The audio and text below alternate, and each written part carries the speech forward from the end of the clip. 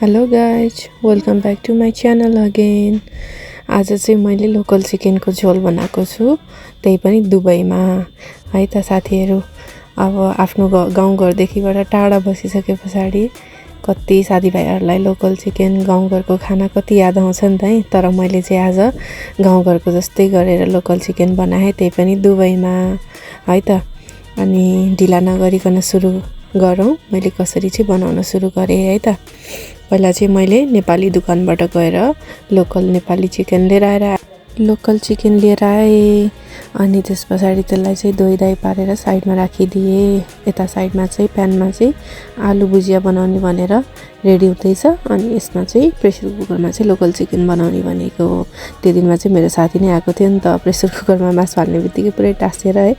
अनि त्यस पछाडि साथीले फेरि होइन म त फ्राई गरेर मात्र मिठो लाग्छ, पहिला लोकलै भए पनि पहिला फ्राई गरेर मात्र अनि पछि सिटी लाउने भनेर भन्यो नि त। ल ठिकै छ नि त भनेर अनि फेरि त्यस पछाडि त्यो प्रेसर कुकरमा हालिसकेको मासुलाई साथीहरू हामीले फेरि फ्राई प्यानमा फेरि त्यसलाई सिफ्ट गरेर फ्राई हुन छोडिदियौँ।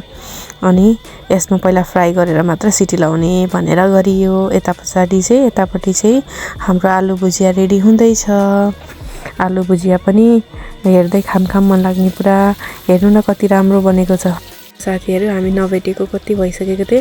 अनि त्यस पछाडि एक आपसमा गफ गर्दै खाना बनाउँदै गरिरहेको थियो। यतापट्टि चाहिँ गफ गर्दा चिकन पनि पुरै रातो भइसक्यो।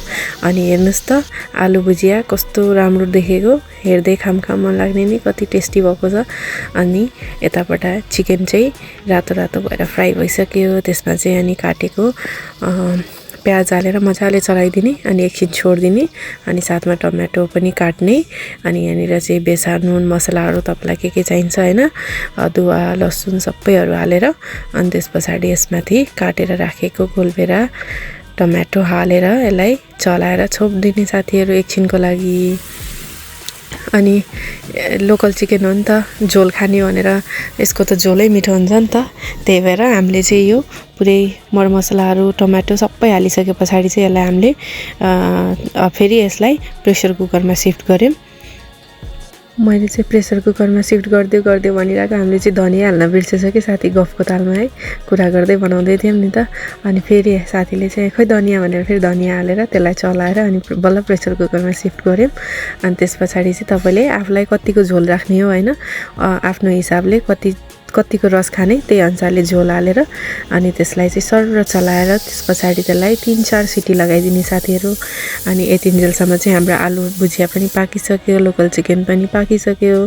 3-4 सिटी लगाइसके पछाडि अनि हामीले चाहिँ यसलाई हावा आफै जान दिएर खोल्यौँ। ल हेर्नुहोस् त साथीहरू, पाके पछाडि लोकल चिकनको लुक्स, ओहो हेर्नु न, हेर्दै खाम मन लाग्ने नि, मुखै रसायो नि।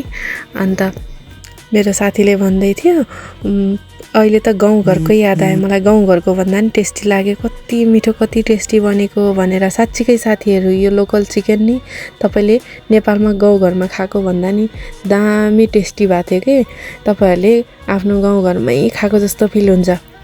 यस्तो दामी स्मेल अनि यस्तो टेस्टी खाना बनेको थियो नि साथीहरू। हामी त अम्ला चाटे भए साथीले भन्दै थियो आज त मैले गाउँमै खाना खाएको जस्तो फिल भयो भनेर। अनि यसरी हामीले चाहिँ हाम्रो प्लेटिङ गऱ्यौँ साथीहरू, सलाद र हरियो खुर्सानी साथमा थियो। अनि मजाले लोकल चिकनको झोलसँग खाना खायौँ। ल है त साथीहरू, हामी चाहिँ खाना इन्जोय गरेको।